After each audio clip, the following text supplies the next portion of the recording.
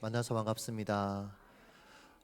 오늘 금요일이기도 하지만 3월 1일 다들 멀리 놀러 가는 날, 이 자리에 기도하기 위해 오신 여러분들을 보는데 감동도 되고 참 감사도 되고, 특별히 오늘 청년부 집회라고 알고 있어요. 그래서 아마 메시지를 전하면서 여러분들과 조금 더 친밀하게 이야기하겠지만, 저는 요즘 한국교회 이곳저곳 집회하면서 지금까지 기도로 한국교회를 섬기고 헌신했던 우리 부모님 세대들 이렇게 보면 고맙다라는 말씀을 꼭 드리고 싶어요. 여러분들 참 애쓰셨다. 그리고 지금도 애쓰시고 있지만 그 마음도 아울러 전합니다.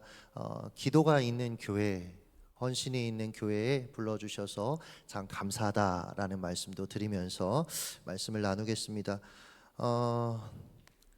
제가 준비해온 말씀이요, 제가 요즘 집회 다니면서 해보니까 한 3시간 반 정도 해야 돼요. 그러니까 오늘 이 시간에 사실 얼마나 소화할 수 있을지는 모르는데, 그래도 시간 안에서 복선이 있어요, 여러분. 은혜가 되면 한 번 더 부르란 얘기입니다. 네, 은혜가 되시면, 네, 그래서 같이 말씀을 나누도록 하겠습니다. 청년들이 여기 있는데, 여기 커플이 있으면 손은 들지 말고, 커플이 있나요? 없는 분위기인 것 같기도 하고, 저희 교회에는 연애 예배가 있어요. 그러니까 교회 안에서 형제하고 자매하고 만나면 저한테 옵니다.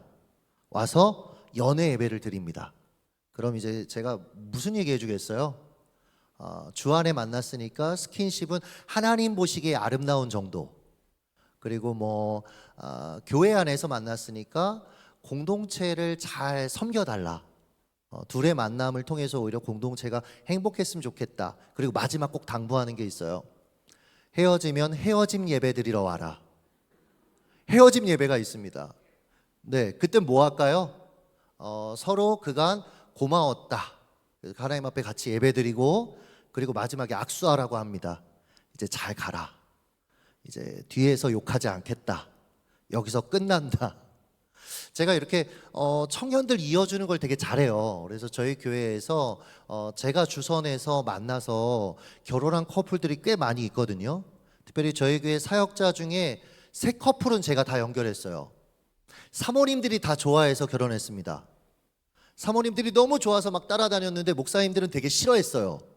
막 되게 경멸하고 저 자매 안 만난다고 그러고.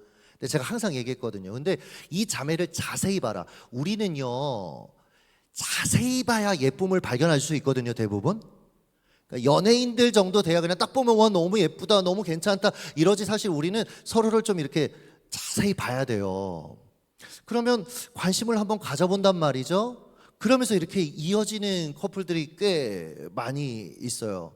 요즘은요, 교회 안에서 서로 이제 자주 이렇게 얼굴을 보다 보니까 청년들이 약간 그냥 내 형제 자매 같은가 봐요, 진짜로. 그래서 자꾸 안 만나려고 해, 형제들이요, 자매들이요. 그래서 제가 요즘 고민을 하다가 데이팅 어플을 통해서 우리 교회에 한 2커플 정도가 타 교회에, 이제 타 지역에 있다 저희 교회에 등록했는데 둘 다 크리스찬 데이팅 앱을 통해서 만났어요. 그래서 결혼을 해서 너무 예쁘게 살아요. 그래서 제가 요즘은 교회 안에서라도 너희들이 못 찾겠으면 자꾸 서로 뭐 이렇게 아니다 얘기하면 크리스천 데이팅 앱을 통해서 만나라. 근데 최근에 이 그러니까 말씀에 은혜 받은 건 아니야. 크리스천 데이팅 앱을 소개했더니 여기에 은혜를 받아가지고 즉시 가입을 해서 대구에 있는 자매하고 교제하는 형제도 있어요. 안타깝죠. 목사가 하는 하나님의 말씀은 은혜를 안 받고, 그런 거에는 제가 여러분한테 계속 뭐를 어필하는 거냐면, 저는 연결하는 걸 잘해요. 좋은 사람들을 잘 알아봐서 그 2사람이 잘 이렇게 연결되도록 주선하는 걸 잘해요. 자, 연결하는 걸 잘하는 목사가 오늘 여러분들에게 너무 좋은 분을 한 분 소개하려고 해요. 자세히 봐야 돼요. 자세히 들어야 하고, 그분이 어떤 분인지에 대해서 여러분 좀 생각하면서 경험까지 했으면 좋겠어요. 누구 얘기를 하려고 하냐면 하나님 얘기를 하려고 해요. 그리고 시간이 된다면 여호수아가 만난 하나님 얘기를 좀 하려고 하는데 아마 여기까지 못 갈 가능성이 있어요. 아니 목사님 뭐 뻔한데, 제가 한동안은 집회 다니면서 다른 말씀을 전하다 요즘 하나님 얘기를 자꾸 하는 이유가 뭐냐면, 교회 안에서 하나님에 대해서 너무 잘 안다고 생각하는데 그 하나님을 제대로 경험하고 그 하나님을 제대로 사랑하는 이들이 그렇게 많지 않다라는 생각을 자꾸 하게 되면서 하나님에 대해서 제가 자꾸 얘기하게 돼요. 제가 저희 성도들한테 자주 하는 얘기가 뭐냐면, 자꾸 옛날에 내가 만난 하나님 얘기만 자꾸 하면 물어봐요. 오늘 어떤 하나님을 만나셨어요? 요즘은 어떤 하나님과 교제하세요? 그러니까 어제의 은혜로 오늘을 살면 안 되거든요. 어제의 은혜로는 어제를 사는 겁니다. 오늘은 오늘의 은혜로 살아야 돼요. 오늘은 다시 한번 그 하나님을 경험해야 돼요. 근데 과거에 머물러 있고 지식적으로는 아는데, 우리 여기 자매들 BTS 좋아해요? 요즘 우리 교회 50대 자매들이 그렇게 BTS를 좋아해요. 신방 갔다 깜짝 놀래요. 아니 이렇게 가족 사진인지 알고 이렇게 봤는데 거실에 BTS가 걸려 있는 거예요. 그래서 저희 장로님한테 얘기해 보세요. 네, 저희 성도님한테 참 대단하시다고. 나 같으면 못 견딜 것 같은데. 요즘 30대에서 40대 초반 형제들은 아이유를 그렇게 좋아해요. 한 형제가 와서 얘기하더라고요. 목사님, 아이유 팬클럽에 가입했습니다. 아내 몰래. 이걸 정지할 수도 없고 어떻게 보세요? 우리가 뭐 BTS든 아니면 우리 권사님들 계시니까 송대관 얘기할까요? 우리가 그들을 안다고 얘기하지만 그들의 가족만큼 아는 건 아니에요. 그냥 화면에 있는 모습, 그쵸?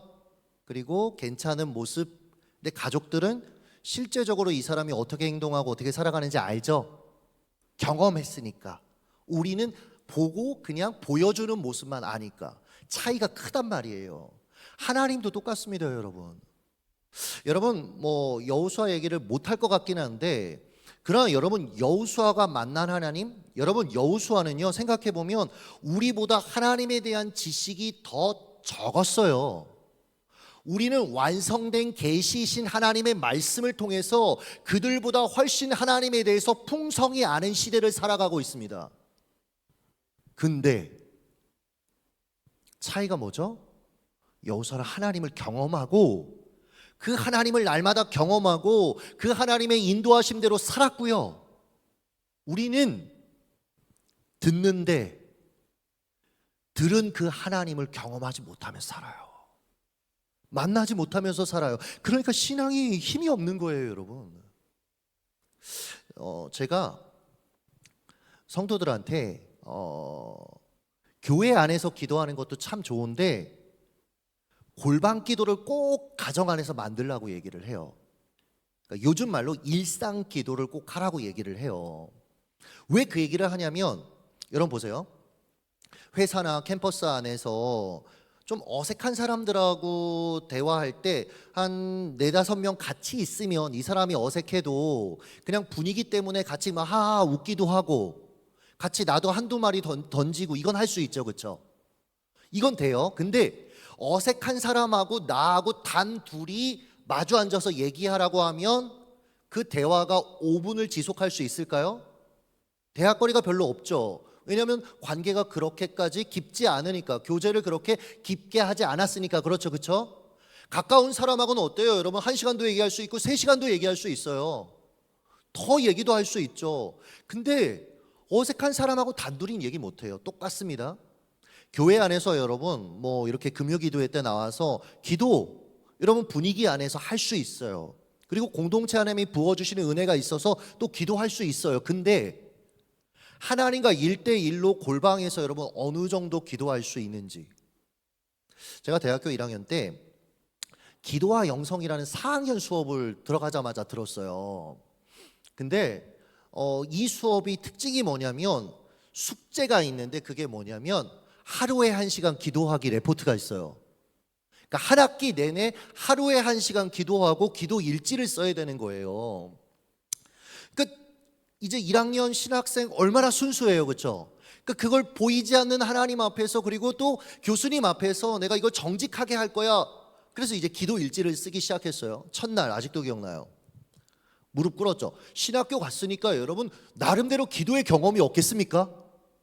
중학교 때 산에 올라가서 산 그 나무 뿌리 뽑아야지 은혜 받는다고 그 얘기에 꽂혀가지고 진짜 막 친구들하고 같이 나무 뿌리를 막 이렇게 잡아 끌면서 기도하는 경험도 있고 할 얘기가 너무 많은데, 근데요 그 숙제하려고 딱 골방에 앉아서 기도하는데요, 그날 나중에는 기도할 게 없어가지고 나라와 민족과 열방을 위해 기도했거든요. 대학교 1학년 20살 아이가. 그리고 눈을 딱 떴는데 5분 지났더라고요. 5분. 그게 제 기도 실력이었던 거예요, 사실은. 그게 하나님과 저의 관계의 실력이었다고요. 그래서 제가 어떻게 했냐면 그래도 정직하게 1시간을 채우려고 그래도 A뿔은 또 받고 싶고, 그래서 어떻게 했냐면 시계를 갖다 놓고 그리고 나서 계속해서 기도하다가 눈 떠보면 아직 안 지났으면 또 눈 감고 이거를 했어요, 계속. 그러다 어느 날 기도의 기점이었는데 59분까지 기도가 안 돼요. 계속 겉돌아요. 뭐 찬양도 부르고 안 되니까 별거 다 해요. 근데 그래도 하나님, 저 이 기도를 통해서 하나님을 정말 깊이 만나고 싶어요. 기도하는데 딱 1시간이 넘어가는데요, 이걸 뭐라고 표현할 수 없는 강력한 하나님의 만지심들이 경험되면서 정말 깊이 기도할 수 있게 되더라고요. 제가 그해 방학 때 방학 내내 아침에 일어나서 새벽 기도 갔다가 집에 돌아와서 성경 읽고 기도하고 이걸 하루 종일 했어요. 자기 전까지. 너무 좋은 거예요. 이 예수님을 정말 만나고 나니까 너무 좋고 너무 행복하고, 하루는 새벽 기도 끝나고 이렇게 집에 가는데 하늘에 이렇게 아직은 어두워서 별이 있는 거예요. 그 별이 하나님께서 통영아 난 널 사랑해 막 그렇게 말씀하시는 것 같은 거예요. 그래서 제가 시를 지어드렸잖아요.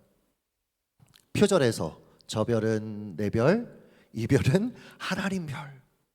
너무 좋은 거예요. 그냥 하나님 찬양하는 게 좋고. 여러분, 제가 그 전에도 하나님 알았어요, 지식적으로는.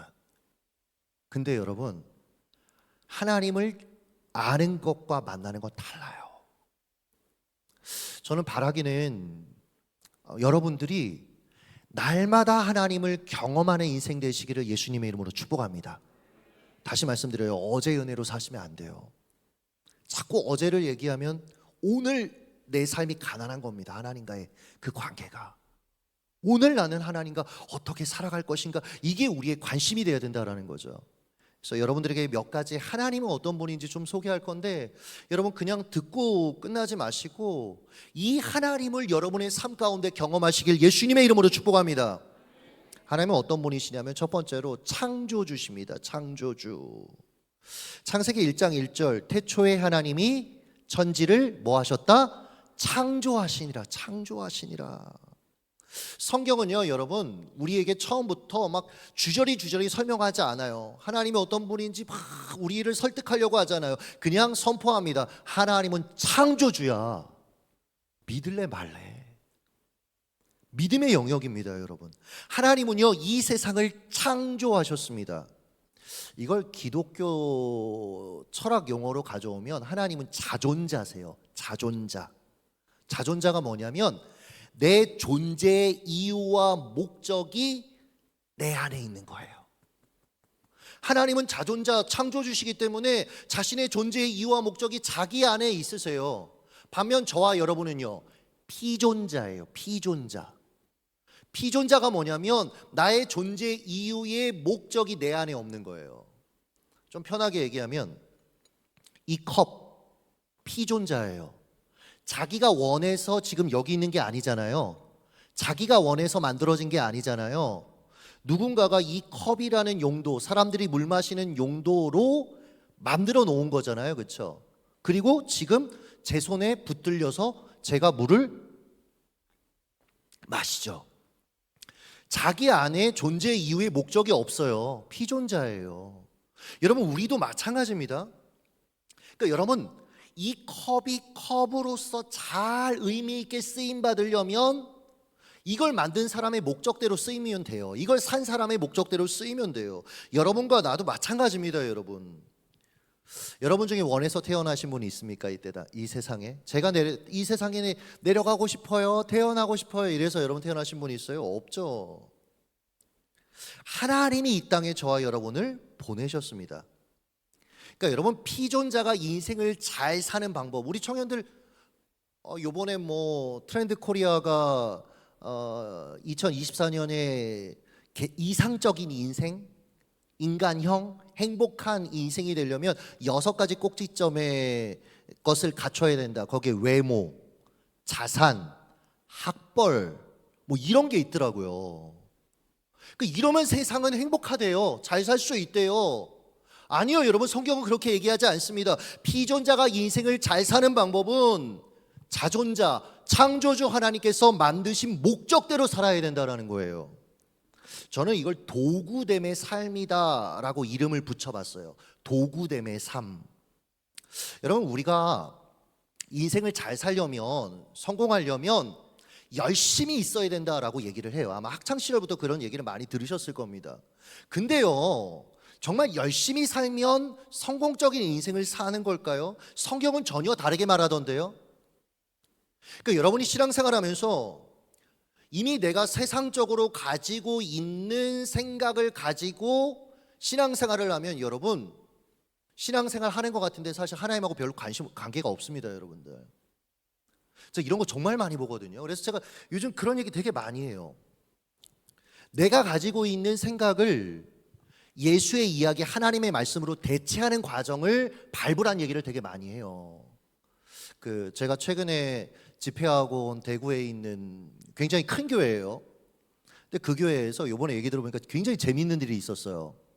부교육자 중에 한 명이 몇 년 전에 설교하다가 우리 예수 안에서 더불어 잘 삽시다 했다가 이제 끝나고 나서 문자 폭탄을 받았대요.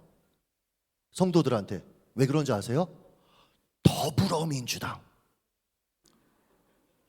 그래서 제가 웃으면서 잘못했네. 우리 국민의 힘으로 이렇게 해야 되냐, 제가 그러고 말았는데, 보세요. 이런 일도 있었어요. 제가 예전에 어느 교회 부교육자 시절에 어느 가정이 저한테 잘 하셨어요. 근데 이 옆에 있는 가정이 저한테 오더니 얘기하더라고요. 목사님, 저분들 조심하라고. 그래서 왜 그러냐고. 간쓸게 내줄 것 같아도 나중에 뒤통수 칠 겁니다. 그래서 왜 그러냐고, 뭐 그런 일이 있었냐고 그랬더니 전라도 사람입니다. 봐요. 예수 안에 우리는 하나다. 예수 안에 우리는 한 가족이다, 한 지체다. 아무리 성경이 이야기를 해도 세상에서 이미 부모 세대에게 배운 것들, 지역 안에서 배운 것들이 내 안에 가득 차서 그것이 나의 주요 생각이 돼서 하나님의 말씀이 아무리 그렇게 얘기해도 그렇게 안 사는 거예요. 그렇게 안 믿는 거예요. 이게 여러분, 사실은 이 시대에 우리가 나 자신을 점검해야 될 포인트입니다. 나는 정말 하나님의 말씀, 예수의 이야기로 살아가는가? 왜냐하면 사람은 어떤 이야기를 붙드느냐, 그 이야기대로 살아가게 되거든요. 내가 붙드는 이야기. 요즘 우리 청년들 그런 얘기 많이 하죠. 경제적 자유. 회사 어떻게든 우리가 투자해서, 주식이든 뭐든 투자해서 이 회사 안 다니고 경제적 자유를 누리면서 내가 하고 싶은 거 하며 살 거야. 마치 그게 인생 잘 사는 것처럼 이 시대가 이야기합니다. 여러분, 그게 정말 인생을 행복하게 사는 길입니까? 아니요, 여러분. 참된 평안과 행복은 예수 안에 있다라고 성경이 이야기하는데, 믿지 않는 사람들, 제가 신우의 공공기관 한 5군데 정도 매주 돌아가면서 설교를 해요. 뭐 한국도로공사, 뭐 한전기술, 뭐 이름 될 만한 똑똑한 친구들이 다니는 곳이죠. 가끔 가다가 예배 전에 좀 이렇게 대기하고 있으면 안 믿는 친구들 주식 얘기해요, 대부분. 그거 아니면 여행 얘기, 해외여행 얘기. 이게 대부분 요즘 그 나이 또래들의 어떻게 보면 화두죠. 근데 예수 믿는 사람들도 비슷하더라니까요. 얘기를 해보면 고민해야 되는 거죠. 나는 정말 무슨 얘기에 지금 붙들려서 살아가고 있는 거지? 여러분, 성경은 니네 열심히 살아 성공할 거야, 잘 될 거야 라고 얘기하지 않습니다. 고린도전서 4장 2절입니다. 그리고 맡은 자에게 구할 것은 충성이니라. 할렐루야. 어디에 강조점이 있습니까? 충성 아니에요, 여러분. 충성 아니에요. 맡은 자에 있습니다. 맡은 자가 맡은 것을 감당할 때 그것이 여러분 충성이에요. 시키지도 않은 것을, 하나님이 기뻐하지도 않는 것을 열심히 감당하면 그게 어떻게 충성입니까? 불순종이 되죠.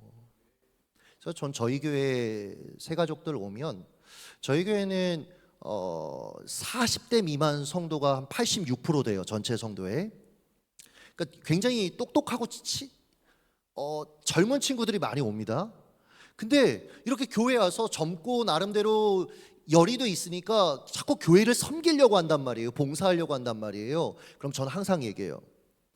하지 마시고 적어도 1년 이상 은혜 받으시고 양육 받으시고, 그래서 그 안에서 정말 하나님이 너무 사랑스럽고, 그리고 하나님이 원하시는 대로 하나님 쓰시기에 편한 사람으로 자신을 내어드릴 수 있다면, 여러분들 어떠세요? 여러분들 하나님 쓰시기에 편한 사람들입니까?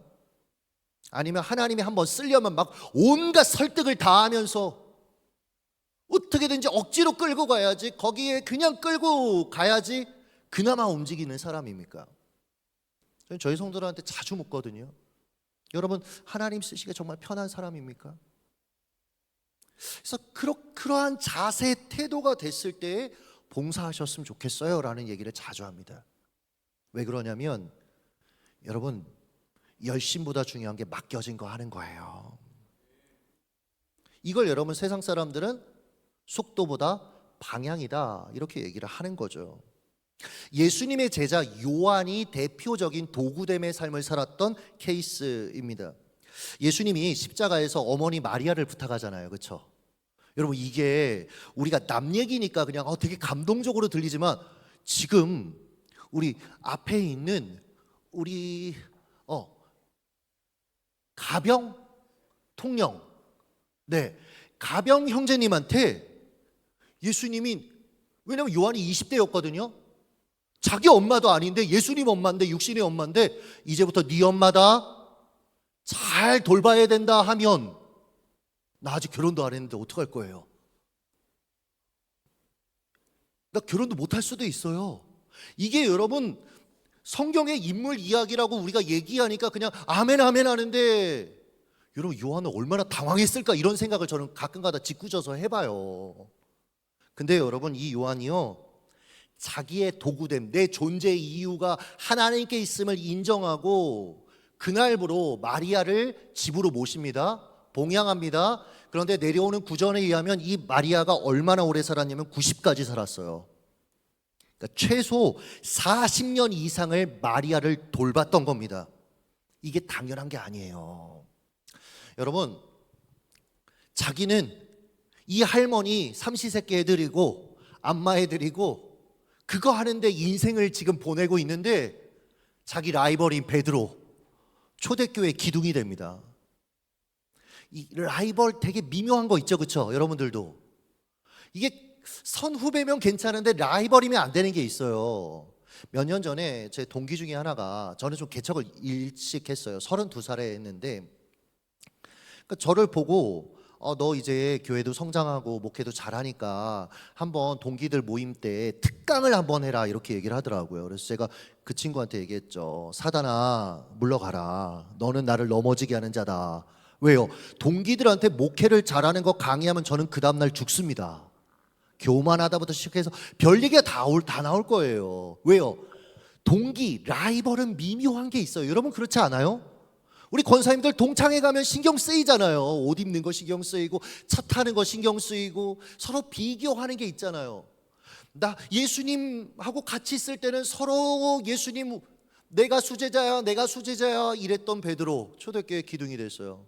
거기다 여러분 듣도 보도 못한 바울, 사울이었죠. 자기는 이 그룹에 있지도 않았어요.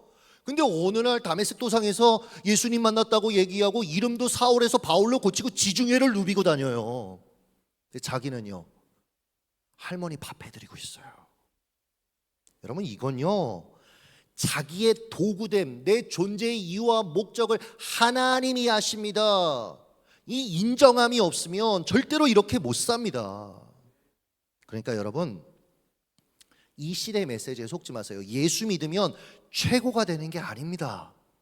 성경은 금그릇도 있고 은그릇도 있고 질그릇도 있는데 내가 어떤 그릇이냐, 재질이 무엇이냐 그게 중요한 게 아니라 예수님이 쓰시는 그릇이 돼야 돼요. 관건은 깨끗함입니다. 여러분 이게 아무리 금그릇이어도 그래서 너무 보기 좋아도 여기에 여러분 가래를 누가 팍 뱉어요. 그럼 여러분 여기에 물 해서 드시겠습니까? 못하죠. 그냥 이렇게 유리 그릇이어도 깨끗하면 물을 담아 먹을 수 있는 거예요. 그러니까 내 인생의 관건은 내가 얼마나 잘 나가냐, 내가 얼마나 괜찮냐가 아니고요. 여러분 제가 독일에 갈 때마다 루터 하우스, 루터 박물관에 꼭 들리거든요. 그럼 제가 꼭 머물러 서 있는 그 장소가 있습니다. 뭐냐면 루터의 맥주잔이 전시된 곳이에요. 또 이 얘기를 듣고 또 이제 마셔도 되는구나 이런 얘기를 하는 게 아니에요, 여러분. 물 자체가 석회가 많잖아요. 그러니까 우리하고 다른데 루터는 하여튼 맥주를 신이 만든 최고의 음료다라고 얘기했던 사람이죠. 근데 저 그런 생각을 해봐요. 정통영 목사가 아무리 금그릇에 물을 마셔도 전시 안 하거든요, 사람들이. 그렇잖아요. 여러분 제가 이거 먹고 우리 목사님, 강사 목사님이 여러분 교회 전시할 겁니까? 안 할 거잖아요. 근데 루터가 먹으면 여러분 전시가 되는 거예요. 그 여러분 내가 어떤 그릇이냐보다 예수님이 쓰시는 거, 예수님이 쓰시냐가 더 중요하다라는 거예요. 기억하십시오. 세상은 상대평가하지만 하나님은 절대평가하세요. 이게 은혜죠. 이걸 무시했던 인물이 1달란트 받은 사람입니다. 비율을 보면 여러분 5달란트 받은 사람, 2달란트 받은 사람, 1달란트 받은 사람. 사실 여러분 비율로 얘기하면 5, 3, 1이 맞아요. 근데 예수님은 의도적으로 5, 2, 1이라고 그렇게 비유하셨어요. 왜요? 2달란트 받은 사람도 1달란트 받은 사람처럼 5달란트 받은 사람과 자신을 비교하면서 아무것도 안 하고 파묻어둘 가능성이 다분했다라는 거예요. 근데 2달란트 받은 사람은 어떻게 했죠? 주님이 내게 맡기셨어. 그리고 충성을 다합니다. 그리고 달란트를 남겼어요. 그때 여러분 주인이 와서 어떻게 하죠? 5달란트, 2달란트 받은 사람들, 남긴 사람들에게 뭐라고 얘기해요? 똑같이 얘기합니다. 잘하였도다, 착하고 충성된 종아. 절대 평가하세요. 야, 너는 5달란트나 남겼어. 야, 넌 여기 VIP실. 이게 아니고요. 똑같이 잘하였도다, 착하고 충성된 종아. 저는 이 다음 예수님의 말이 제 삶의 태도를 정말 많이 바꿨어요. 그 다음 이렇게 얘기하셨어요. 네가 적은 일에 충성하였으니 적은 일에. 우리는요 자기 중심성, 여러분 죄라는 게 어떻게 보면 하나님과 같이 되는 것, 그 여러분 자기가 제일 중요해요. 자기 중심성, 자기 과몰입. 그래서 내가 감당하는 건 너무 큰 일이고 너무 무거운 일이고 나만 힘들고 나만 어렵고 자기 연민에 빠지고. 여러분 이게 사람이거든요 사실은. 여러분 우리는 그래서 내가 하는 일이 굉장한 일이라고 착각할 때가 있어요. 근데요 하나님 말씀하세요. 적은 일에 충성하였으니. 누가 그러더라고요. 실현당하고 청년인데 너무 힘들어서. 여러분 실현 당해보셨어요? 실현 당하고 너무 힘들어서 일주일을 누워 있었대요. 저는 해봤거든요. 맞다, 우리 아내와 같이 왔지. 모르겠어요. 하여튼 네, 이 형제가 누웠어요. 그리고 나서 이 친구가 이제 그래도 생활해야 되니까 일어나서 탁 밖에 나왔는데 충격을 받았대요. 왠지 아세요? 지하철이 돌아다니더래요. 버스가 돌아다니더래요. 나는 너무 힘들어서 내 인생이 멈췄고 그래서 세상도 멈췄는 줄 알았는데 세상은 멀쩡하게 돌아가고 있는 거예요. 여러분, 세상은 나 중심으로 도는 게 아닙니다. 하나님 중심으로 도는 겁니다. 신앙은 나 중심으로 하는 게 아닙니다. 하나님 중심으로 하는 겁니다. 그런데 자기 중심성에 눈을 감은 우리들은 내 삶은 위대하고 무겁고, 아니야, 적은 일에 충성하였으니 주님이 적은 걸 맡겨주셨습니다. 그런데 이 적은 일을 해내면 최고의 칭찬을 해주십니다. 잘하였도다 착하고 충성된 종아. 여러분, 여러분들 딸들 있으면, 우리 권사님들, 여러분들 딸들 있으면 목사님한테 시집 보낼래요? 안 보낼래요? 우리 여자 청년들, 사역자한테 시집을 갈래요? 아니면 사업가한테 대답은 하지 마세요. 사업가한테 시집을 갈래요? 제가 여러 가지 이제 활동들을, 목회를 젊을 때 하고 어느 성과들이 조금 있어서 이제 막 이렇게 동기들이 볼 때 좋아 보이나 봐요. 그래서 동기들이 요즘 저한테 전화해서 그런 얘기를 좀 해요. 아, 좋겠다. 우리는 이제 시작인데 벌써 열매를 맛보고 있으니 얼마나 좋아. 그럼 제가 항상 속으로 이런 생각을 해요. 잡아다가 너 하루만 목회해봐 하고 싶을 때가 있어요. 어떨 때. 힘들어요, 사실은. 목회 진짜 힘들어요. 여러분의 삶도 진짜 힘들고요. 어려워요. 근데 목회가 좀 특수성이 있어요.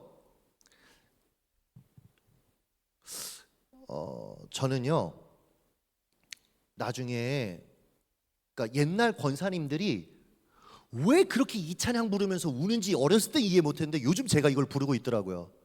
낮에나 밤에나 눈물 머금고 내 주님 오시기만 고대합니다. 왜 그렇게 불렀는지 이제 알겠어요. 인생이 쉽지 않아요. 주를 위해 사는 거 쉽지 않아요.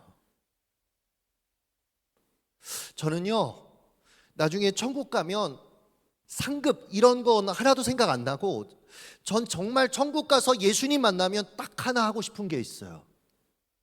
예수님 안고 1시간 펑펑 울고 싶어요. 펑펑 울고 싶어요. 그냥 아무 말도 안 하고 펑펑 울고 싶고, 예수님이 그냥 한마디만 해주면 돼요. 잘하였도다 착하고 충성된 종아. 아, 이거면 되겠다라는 마음을 가져요. 여러분, 세상에서 이렇게 사는 게 잘 사는 거야, 여러분 속지 마십시오. 주님 맡겨주신 것에 충성하시기를 예수님의 이름으로 축복합니다. 그거 찾으시면 돼요. 그거 발견하면 되는 거예요.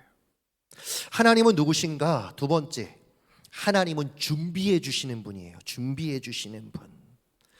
이삭이 아버지 아브라함한테 묻잖아요. 아버지 제사할 장작도 있고 다 있는데 근데 재물이 없잖아요. 아버지 이건 어디 있죠? 그때 아브라함이 뭐라고 얘기했습니까? 하나님이 준비해 주실 거야. 하나님이 준비해 주실 거야.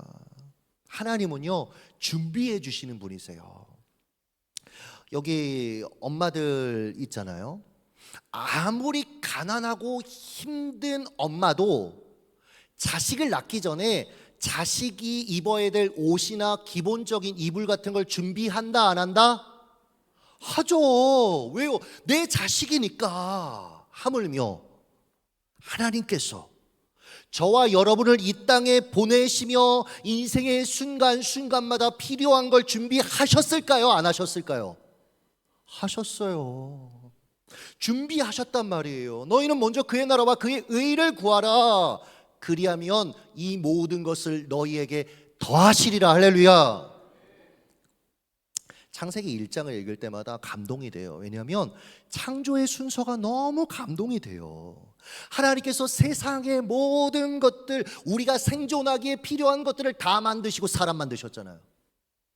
여기 창조의 순서가 하나라도 뒤틀려서 사람이 그 앞에 두 번째 이렇게 여러분 가본다고 생각하십시오. 그럼 우리 여러분 생존할 수가 없는 거예요. 그러니까 하나님은 이 세상을 만드실 때부터 우리에게 필요한 걸 준비하시고 우리를 만드셨다라는 거죠. 제가 총신신대원에 합격하고 나서 등록금이 없었어요. 저는 대학교 1학년 때부터 등록금을 집에서 받아본 적이 없어요. 부모님이 시골에서 목회를 하셨는데 너무 목회가 어려워서 사실은 제가 요즘 이런 얘기 이제 방송에서 하고 나면 동기들이 저한테 전화 와요. 미안하다, 내가 그때 몰랐다. 그러면 내가 얘기를 안 했다 이렇게 얘기를 하는데 3일을 굶어본 적도 있어요. 물만 마신 적도 있어요. 이게 차비가 없어서 강남 고속버스 터미널처럼까지 이수역에서 걸어가 본 적도 정말 많았고, 그러니까 너무 힘들었어요 사실은. 근데 집에 전화해봤자 부모님들 우시는 거밖에 없으니까 말할 수도 없어요. 아직도 기억나는데 1학년 때 이제 성적 장학금을 첫 학기에 받았어요. 그래서 너무 기분 좋아서 집에 전화를 드렸어요. 엄마한테. 엄마, 왜? 엄마 나 성적 장학금 받았어요. 얼마 받았는데? 그때 금액을 말씀드렸더니 통영아 지금 힘든데 집에 그것 좀 보내면 안 되겠니? 보냈어요. 그리고 그 다음부터는 단 한 번도 장학금을 받았을 때 전화를 드린 적이 없어요. 신대원 합격, 그러니까 등록금 시즌만 되면 저는 항상 울었어요. 하나님 물질 주세요, 물질 주세요. 근데 신대원 합격했는데 등록금 없죠. 그래서 간절히 기도했죠. 근데 사람이 되게 웃긴 게 아무리 간절한 기도 제목도 바쁘다 보면 잊어요, 그렇죠? 그래서 그냥 정신없이 사역하다가 12월 24일 오전에 모르는 번호로부터 전화를 받았는데 총신 신대원 교무처래요. 학생 오늘 12시까지 등록금 납부를 안 하면 합격 취소해요 얘기를 하는 거예요. 어떡해요? 애들 성극 준비 연습하다가 너네 연습하고 있어 하고 유아실로 올라갔어요. 3층으로 올라갔어요. 올라가서 막 기도하려고 하는데 앞에서 애들이 막 성극 준비하면서 웃으면서 떠드는 모습을 보는데 왜 이렇게 꼴보기 싫은지 몰라요. 자기 중심성. 나 힘든데 니들은 왜 이래? 잘못된 거죠. 근데 너무 힘들었어요 그때는. 그래서 볼 수도 없어서 그래서 내려갔어요 1층으로. 그래서 교회 앞을 서성거렸어요 계속. 집에 전화할 수도 없고 이거 어떻게 해야 되지? 도대체 어떻게 해야 되지? 어떻게 해야 되지? 근데 한 집사님한테 전화가 왔어요. 군에서 만난 집사님인데 그리고 한동안 연락이 안 됐던 분인데 저한테 전화가 왔어요. 잘 지내냐고 그러더라고요. 그래서 잘 지낸다고 그랬더니 본인이 아는 기도원 원장님이 자신한테 전화가 왔는데 얼마 전에 어떤 여자 성도님이 학생 등록금 장학금으로 썼으면 좋겠다고 장학 헌금을 냈는데 기도원에 무슨 청년이 있겠어요. 그래서 이 이동식 집사님이란 분이 그런 사역을 잘 하시는 분이니까 혹시 청년 소개해 줄 수 있냐고. 근데 이분이 뜬금없이 저한테 전화를 한 거예요. 그래서 제가 조심스럽게 물었죠. 금액이 얼마냐고. 그랬더니 딱 제 등록금인 거예요. 그래서 제가 자기 중심성, 자기들 일 아니라고 아멘 안 하잖아요. 자기들한테 이런 일이 있었어 봐요. 지금 막 난리 났죠. 간증하고 너무 기쁜 거예요. 막 집사님이 접니다 그거. 그래서 그 원장님 이 집사님한테 송금하고 이 집사님 저한테 다시 송금하고 제가 총신 신대원에 송금해서 지금 여러분들 앞에 서 있는 거예요. 여러분 제가요 이 일을 겪으면서 기도하는데 너무 감사한 거예요. 뭐가 감사했는 줄 아세요? 하나님이 제 등록금을 채우시려고요 벌써 몇 달 전부터 한 집사님 마음을 감동하시고요 이 또 원장님의 마음을 감동하시고요 이 집사님의 마음을 감동하셔서 채우시는 하나님, 준비하시는 하나님. 여러분 예수 믿는다면, 여러분 하나님을 정말 나의 아버지라고 믿는다면 여러분 준비해 주시는 아버지를 신뢰하며 여러분 기도하세요. 필요한 게 있으면 여러분 기도하세요. 하나님께서 정말 하나님이 기뻐하시는 거라면 주실 겁니다. 하나님이 원치 않는 거라면 여러분 우리의 마음을 바꾸실 겁니다. 여러분 저는 기도를 이렇게 정의해요. 기도는 기도 가운데 하나님의 마음을 깨달아 알아 입술로 고백하는 겁니다. 내가 원하는 거 기도하세요. 괜찮아요.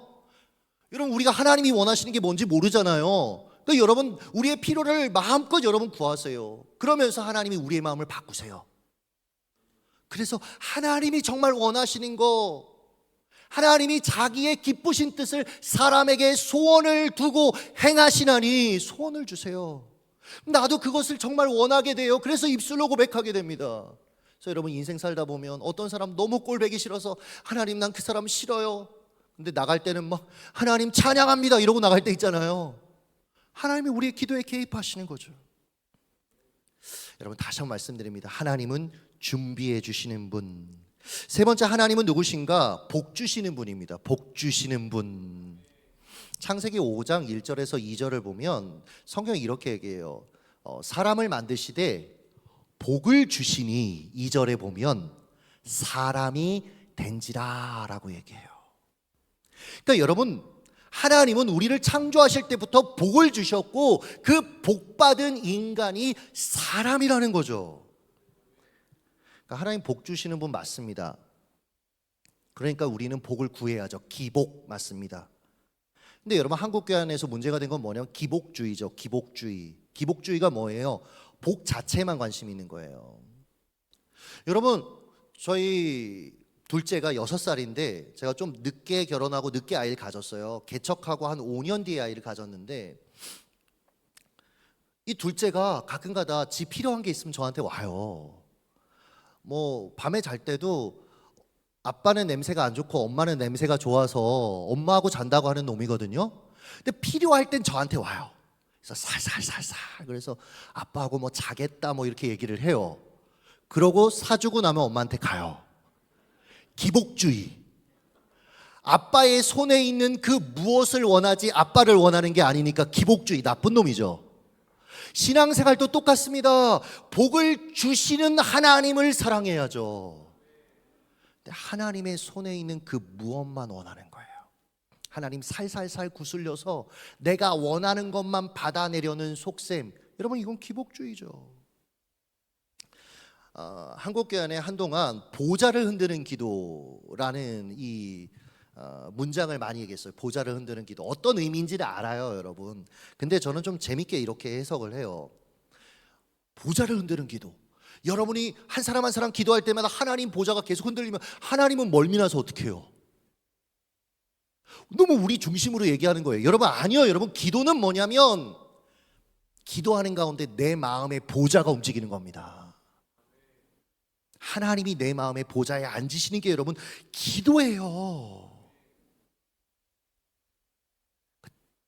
나 중심적인 인간이 하나님 중심의 인간으로 변화되는 거예요. 이웃 중심의 인간으로 변화되는 거예요. 하나님 사랑, 이웃 사랑. 여러분 하나님이 얼마나 좋은 분이시냐면 제가 항상 아침에 출근하기 전에 헬스장에 가요. 그래서 헬스를 이렇게 몇 년째 계속 하고 있는데 이게 한 2주 전인가 그래요.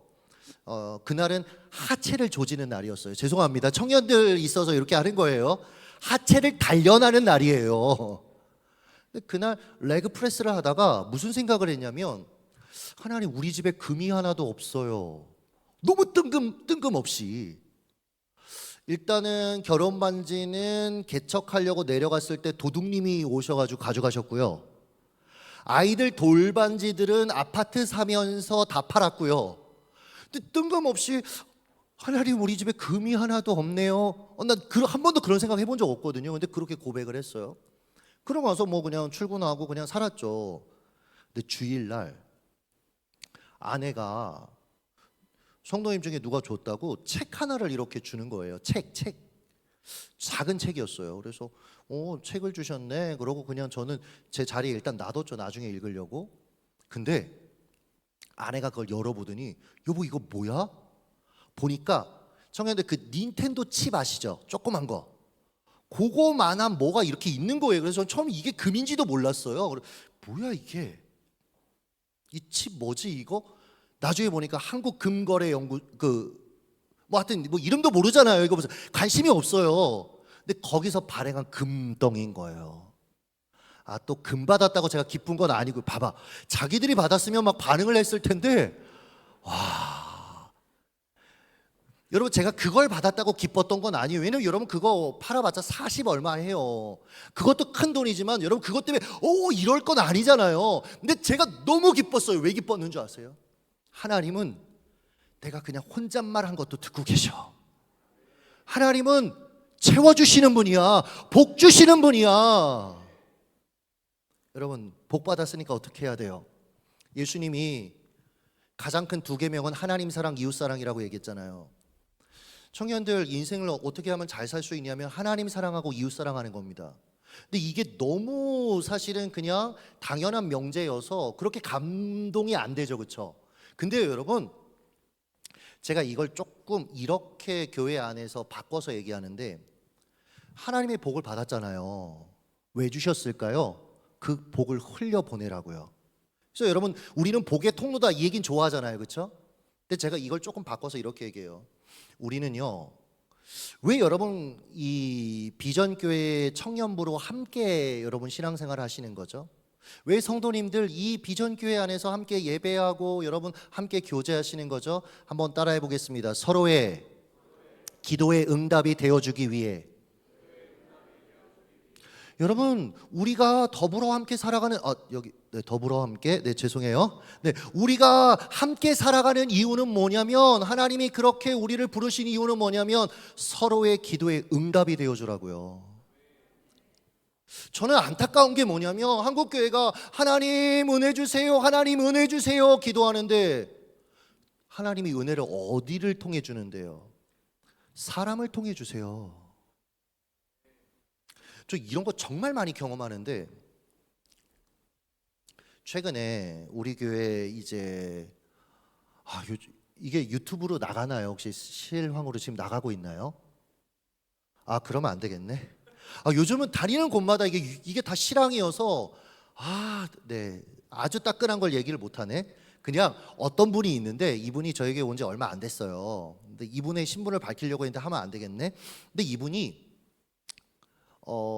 제가 하는 40일 동안 하는 양육에 들어왔었는데 이 양육에서 마니또를 해요. 거기 있는 분들끼리. 근데 자기가 전날인가 아내한테 그랬대요. 여보 쿠키가 먹고 싶어. 근데 아내가 안 사줬다는 거예요. 그래서 너무 상심해 있는데 그쵸 40대 중반이 쿠키 안 사줬다고 이래요. 근데 마니또가 자기한테 그 다음날 쿠키를 선물한 거예요. 이분이 저한테 전화가 와서 목사님 은혜 받았습니다. 하나님을 경험했습니다. 그래서 뭐라니까 쿠키를 받았다고. 그래서 저한테 그러더라고요. 목사님 저 이제 앞으로 로또 안 살 거예요. 전도사거든요. 지금은 사역은 안 하지만 사역 안 하는 하여튼 전도사들 우리가 몇 있는데 하여튼 제가 너무 기뻐서 하나님이 채워주셨다고. 저는 그분한테 얘기했어요. 보세요. 왜 사역하다가 그만두신 분들 왜 교회 안에 있어야 하고 왜 성도들과 교제하며 살아야 되냐면 이렇게 서로의 기도에 응답이 되어줘야 되니까. 하나님 쿠키 먹고 싶어요. 하나님이 떨어뜨려 주지 않으세요. 하나님의 사람에게 누군가에게 마음에 감동하십니다. 그리고 그가 하나님 쓰시기에 편한 사람으로 자신을 내어드릴 때에 순종할 때 하나님의 역사가 나타나는 거죠. 제가요 몇 년 전에 체코에서 있는 선교사 그리고 목회자 유럽 자녀들 이제 수련회를 갔어요. 저희 교회에서 한 1,000만 원 정도 이제 선교원금 하고 그러고 나서 제가 스태프들을 꽤 데리고 같이 가서 이제 섬기게 됐어요. 전 말씀 전하고. 근데 저는요 선교사님들하고 일하는 게 좀 힘들어요. 저는 왜냐면 모든 게 행정적으로 완벽하게 갖춰지고 시뮬레이션까지 다 돌아야지 사역을 할 수 있는 사람인데 선교사님들은 믿음으로 이게 물론 본받아야 될 거긴 한데 하여튼 막 믿음으로. 이 선교사님도 재정이 한 4천만 원 필요한데 3천만 원이 부족했거든요. 저희가 1,000만 원 하고. 근데 제가 계속 물어봤어요. 선교사님 근데 어느 정도 좀 이렇게 선교 헌금이 들어왔나요? 아직 안 들어왔대요. 그러면서 얘기하세요. 목사님 항상 마지막 날 하나님이 다 채우시더라고요. 나 절대 불안한 거예요. 선교사님 진짜 그런가요? 그리고 이제 유럽을 먼저 갔어요. 그래서 같이 간 팀들 오스트리아하고 좀 몇 군데 이렇게 보여주려고 같이 돌고 있는데 선교사님한테 전화가 왔어요. 전날 그 수련회 딱 시작하기 전날. 전날 전화가 왔어요. 그러더니 얘기하시는 거예요. 목사님 큰일 났습니다. 왜요? 그 체코 시내에 그 호텔하고 이제 세미나룸 이런 걸 다 빌려놨거든요. 근데 저한테 체코 하면 학을 떼요.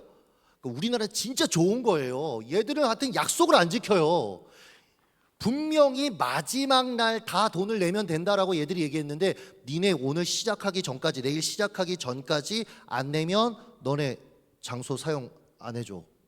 이렇게 나오는 거예요. 막 선교사님한테 한마디 하고 싶은 거예요. 선교사님 그러니까 내가 막 이렇게 하려고 하는데 어떤 마음이 들었냐면 지금 선교사님한테 가장 필요한 말은 뭘까? 그리고 선교사님이 가장 바라는 건 뭘까? 그러면서 제가 그렇게 짧게 기도했어요. 하나님, 이 선교사님의 기도에 응답이 되어주고 싶어요. 그래서 선교사님 우리 같이 기도하죠. 그렇게 얘기했거든요. 근데 여러분 진짜 거짓말처럼 저희 교회 집사님 한 분한테 전화가 왔어요. 오스트리아에서 할슈타트 그 예쁜데 거기서 뭐라고 얘기하시냐면 이제 회사가 주식 상장을 했는데 이게 대박이 난 거예요. 그래서 이분이 뭐 다른 여러 가지 헌금도 했지만 선교 헌금으로 3천만 원을 하겠다는 거예요. 그래서 체코에 거기 목사님 얼마나 필요한지도 모르셨거든요. 거기에 좀 쓰셨으면 좋겠어요. 와, 참 하나님은요. 그래서 그거 바로 해서 할 수 있었어요. 여러분 저 이런 거 정말 많이 경험합니다. 최근에 어떤 목사님 한 분이 미국에서 목회하시는데 이분이 그 해마에 문제가 생겨서 좀 기억에도 문제가 생겼고 굉장한 엘리트예요. 사실 굉장히 똑똑한 분인데 제가 너무 안타까웠어요. 거기다가 실신을 한 거예요. 밤에 일하다가. 이분 한국에서도 몇 번 실신하고 생명이 위태로울 때가 있었거든요. 너무 마음이 안 좋더라고요.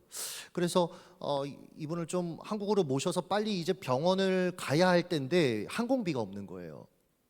근데 참 제가 교회 얘기가 뭐했던 게 왜냐면 이제 다음 주에 저희가 캐나다 런던에 있는 목사님 가족 4명을 저희가 항공비랑 모든 걸 다 해서 모시거든요. 그래서 제가 참 이게 장로님한테 말씀드리면 되겠지만 입이 안 떨어지는 거예요. 그래서 하나님 저분을 돕고 싶은데 기도의 응답이 되고 싶은데 하나님 이거 어떻게 해야 되죠? 근데 여러분 너무 재밌는 게 최근에 말씀 40일이라는 그 제가 하는 양육에 들어왔던 저희 교회에 온 지 얼마 안 된 성도가 저한테 그 항공비를 보냈어요. 그래서 또 쏴드렸어요. 여러분 이게 정말 많습니다. 뭘 얘기하고 싶냐면 하나님은 사람을 통해 일하세요. 여러분 근데 어떤 사람을 통해 일하시냐면 하나님 앞에 깨어있는 사람들이요. 하나님 앞에 하나님 감동 주실 때 자신을 잘 내어드릴 수 있는 사람을 통해 하나님의 나라는 계속해서 전진해 간다라는 거죠. 마지막입니다. 하나님은 누구신가?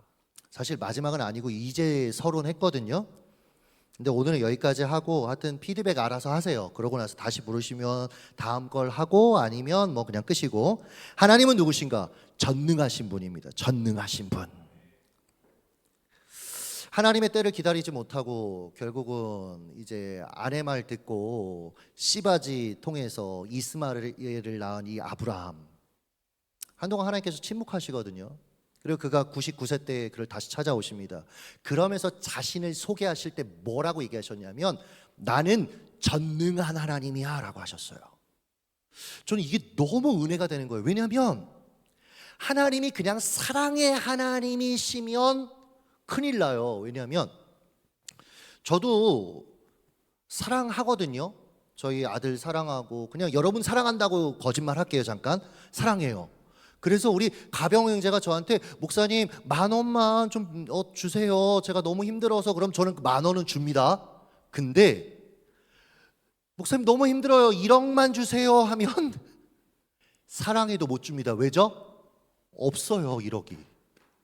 여러분도 마찬가지 아닙니까? 우리는 사랑은 할 수 있지만 전능하지 않기 때문에, 능력의 한계가 있기 때문에 필요한 것들을 다 채울 수 없어요. 하나님 말씀하시는 거예요. 네 아내 이제 다 끊겼고 너도 나이가 너무 늙었고 안 될 것 같아? 나 전능한 하나님이야. 내가 자녀 준다고 하면 줄 수 있는 거야. 그게 여러분 이삭 아닙니까? 마찬가지입니다, 여러분. 하나님은 원하시면 당신의 것을 당신의 자녀들에게 채워주실 수 있는 하나님입니다. 근데 이 전능하신 하나님을 향해서 하나님의 역사들을 구하지 않는 이상한 시대들이 되어버린 것 같아요. 예전에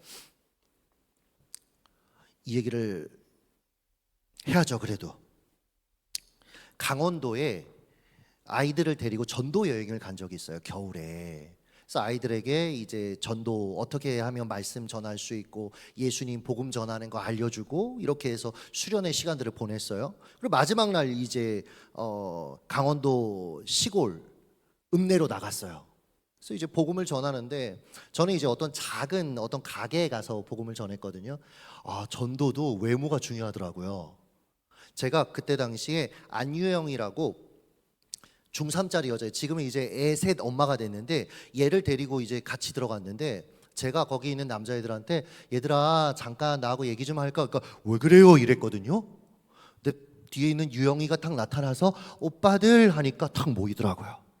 그래서 유영이가 막 복음 전하니까 듣고 그 중에 한 놈이 나갔어요. 그러더니 여기도 가게인데 다른 가게에서 음료수 2개를 내 건 안 사오고 자기 거 하나 유영이 거 하나 수고했다고 복음 전해줘서 고맙다고. 근데요 한참 복음을 전하고 있는데 그때 당시에 같이 따라갔던 청년부 부장집사님이 저한테 오시더니 전사님 큰일 났어요. 왜요? 밖에 보세요. 지금 눈 와요. 눈. 여러분 강원도 영월이 눈 정말 많이 오잖아요. 근데 그때 당시 제가 애들을 어떤 차로 그 읍내까지 실어 나르려냐면 오픈카 1.5톤 트럭 있죠. 뒤에 뚫린 거 거기다 막 때려 넣어서 이렇게 했단 말이에요. 그러니까 이게 차 바퀴 헛돌아서 사고 날 수 있다는 거예요. 숙소까지 가려면. 그러니까 빨리 철수해야 됩니다.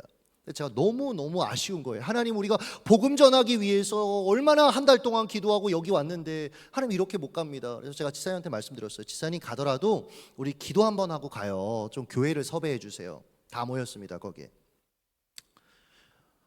제가 아이들한테 그랬죠. 얘들아 하나님은 전능한 하나님이야. 우리 저 눈이 그치도록 같이 기도하자. 저는요 정말 자신 있었어요. 왜냐하면 이게 나를 위한 것도 아니고 복음 전하기 위해서 눈 그치게 해달라고 기도하는 건데, 그래서 멋있게 기도했습니다. 나사렛 예수 그리스도의 이름을 명한다. 눈은 그칠지어다 막 선포하면서 기도했어요. 그리고 눈을 딱 떴어요. 그리고 밖에를 탁 봤는데 눈이 어떻게 됐을까요? 계속 왔어요. 너무 창피한 거예요. 그 부장이사님이 저한테 오더니 아이고 젊은 전사가 그래도 고생하네 그러면서 가시죠 하는데 너무 굴욕적인 거예요. 그래서 제가 말씀드렸어요. 지사님 어차피 2번에 걸쳐서 가야 될 테니까 중학생 먼저 데려가시라고. 왜냐면 얘들은 쓸모가 없어. 기도할 때 막 기도를 하는데 기도 안 하고 눈 뜨고 막 필요 없어. 빨리 데려가시라고. 그리고 이제 고등학생들만 남았어요. 제가 얘기했어요. 너네 일단 정성이 부족해. 너네 다들 무릎 꿇어. 그리고 얘들아 간절히 기도하는 게 뭐야? 간이 저리도록 기도하는 거잖아. 너네 정말로 간이 저리도록 기도해야 돼. 그러고 막 애들한테 기도하라고 얘기하고 저도 앉아서 기도했어요. 근데요 기도가 안 나와요. 하나님은 협박하게 되더라고요. 하나님 이게요 만약에 눈이 안 그치면 저는 창피한 걸로 끝나는데 하나님 손해예요. 애들이 이제 하나님 안 믿어요. 막 이런 식으로. 나중에는 이제 제 본심이 나왔어요. 저 이 교회에서 더 이상 사역 못해요. 막 그러고 나서 눈을 못 뜨겠어요. 그래서 거기에 있는 고등학생 지웅이라는 애한테, 지금 저희 교회 부목사로 있어요. 가서 보고 와라. 얘가 갔어요. 그러고서 막 전사님 하고 뛰어오는데 제가 무슨 생각했는 줄 알아요? 망했다. 안 그쳤구나. 그러니까 저는 믿음이 없었어요. 근데 얘가 얘기하더라고요. 눈이 그쳤어요. 근데 전 도마 같아요. 아멘이 안 나와요. 그래서 또 가서 봤어요. 진짜 그쳤어요. 너무너무 신나는 거예요. 그래서 애들 데리고 다시 나가서 전도하자, 찬양 먼저 하자 후회했죠. 소리 깨지겠더라고요, 기타 치는데. 그러고 있는데 그 집사님이 오셨어요. 그분이 저한테 이런 얘기를 하셨어요. 제가 믿는 하나님과 전우사님이 믿는 하나님이 다른 것 같습니다. 저는 가끔 저에게 적용해요. 나는 어떤 하나님을 믿고 있지? 여러분, 예수님이 나사로가 죽게 되었다는 소식을 가족들로부터 듣게 돼요, 그죠? 근데 예수님이 사랑하시는 자가 병들었으므라고 성경이 얘기하는데 이틀을 더 유하셨다. 일부러 고의적으로 이틀 더 늦게 출발하셨어. 빨리 가서 기도해 주신 게 아니라. 그 덕분에 나사로가 어떻게 됐죠? 죽었죠? 자, 예수님이 늦게 이제 장례식장에 오셨어요. 그때 마르다가 예수님을 맞이하면서 뭐라고 얘기했습니까? 주께서 여기 계셨더라면 내 오라버니가 죽지 않아야 했을 거예요. 여러분, 전 이게 너무 재밌어요. 예수님이요, 왜 늦게 출발하셨느냐? 제 추측이지만 마르다의 두 가지 믿음이 있음을 드러내시려고 하신 것 같아요. 첫 번째, 예수님은 병든 자는 고치실 수 있다. 그렇죠? 그러니까 와달라고 한 거 아니에요. 주께서 여기 계셨더라면 내 오라버니 안 죽었겠다. 이건 또 무슨 얘기예요? 두 번째 믿음, 죽은 자는 고치실 수 없다, 살리실 수 없다. 두 가지 믿음이 있었던 거예요. 여러분도 그렇게 살지 않습니까? 어떤 영역은 하나님이 전능하시다, 하실 수 있다라고 믿지만 어떤 영역은 안 된다고 생각하는 거 아니에요? 우리 가정 안 변해. 저 사람 절대로 안 변하지. 내 2, 3 안 변해. 여러분, 또 다른 안 된다라는 믿음, 하나님도 하실 수 없다라는 믿음을 안고 살아가는 이들이 얼마나 많이 있냐라는 거예요. 제가 그날 수련회 이제 복음 전하고 와서 다시 집회 장소에 와서 저녁 집회를 했어요. 근데 집회하려는데 애들이 웅성웅성거려요. 그래서 왜 그러냐고 그랬더니 밖에 눈 온대요. 자기들 캠프파이어 예배 끝나고 나면 캠프파이어 해야 되는데 눈 온대요. 그래서 막 웅성거리게 제가 그랬죠. 얘들아, 눈 온다, 어떻게 해야 돼? 그러니까 지들이 탁 무릎 꿇더라고요. 그리고 기도했어요. 눈 그치기를. 그리고 나서 이제 집회했죠. 저는 믿음이 없으니까 계속 봤습니다, 밖에. 근데 눈이 계속 와요. 끝났어요. 그러고 나서 밖에 봤는데 눈이 와요. 아, 그래도 우리가 눈이 와도 한번 믿음으로 나가볼까 얘들아? 그리고 나갔거든요. 근데 거짓말처럼 딱 밖에를 밟는 순간 눈이 점점 그치더니 아이들이 원을 다 만들었을 때 눈이 완전히 그쳤어요. 너무 감격적이죠. 그래서 또 캠프파이어 했어요. 근데 여기서 끝나면 안 돼. 이럴 땐 그쵸? 얘들아, 산기도. 그래서 그 아무도 밟지 않은 그 눈을 막 푹푹 발이 들어가는데 올라가서 또 얘들아, 그때 이 찬양 불렀어요. 주 하나님 지으신 모든 세계. 이 찬양이 그때만큼 맛있었던 적이 없어요. 찬양하고. 그래서 다 기도 끝나고 나서 이제 새벽이 돼서 나 이제 할 거 다 했다. 누워서 자려고 하는데 애들이 또 제 방문을 두들려요. 전사님, 왜? 이런 날 자면 안 된대요. 기도해야 된대요. 얘들아, 나 너무 피곤해. 너네 빨리 가. 난 이제 자야 돼. 니들하고 난 달라. 근데 얘들이 멀리 안 가고 제 숙소 근처에서 기도하는 거예요. 또 기도하고. 말씀을 마무리하면서 여러분, 제 얘기가 그냥 저분이 경험한 하나님 정도로 끝나시면 안 됩니다. 여러분의 하나님이에요. 여러분, 이 하나님을 경험하실 수 있습니다. 여러분, 이 하나님을 붙들어야 합니다. 창조주 하나님, 제게 맡기신 게 뭔가요? 특별히 청년들 물어야 돼요. 제게 맡기신 삶의 자리는 뭔가요? 발견했으면 남들하고 비교하지 말고 여러분 충성하시기를 예수님의 이름으로 축복합니다. 하나님 복 주시는 분이에요. 필요한 게 있다면 여러분 구하십시오. 하나님 준비하시는 분입니다. 여러분, 자꾸 하나님께 삐져 있는 사람들이 있어요. 아니요, 필요한 것 이미 준비하신 분이에요. 그럼 받아 누리세요. 그리고 마지막으로 그 전능하신 하나님, 삶 가운데 여러분 전능하신 하나님의 손길이 얼마나 많이 필요합니까? 간구하시며 승리하시기를 예수님의 이름으로 축복합니다. 우리 시간